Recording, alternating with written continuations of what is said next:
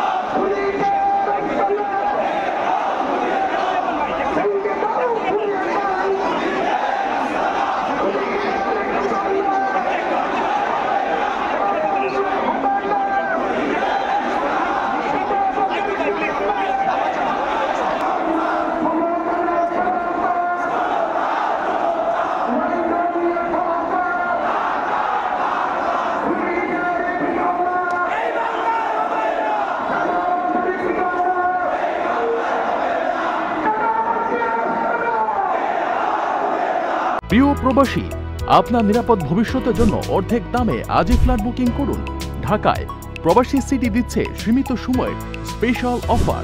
জমিও ফ্ল্যাট একসাথে। যোগাযোগ করুন স্ক্রিনে দেওয়া নম্বরে।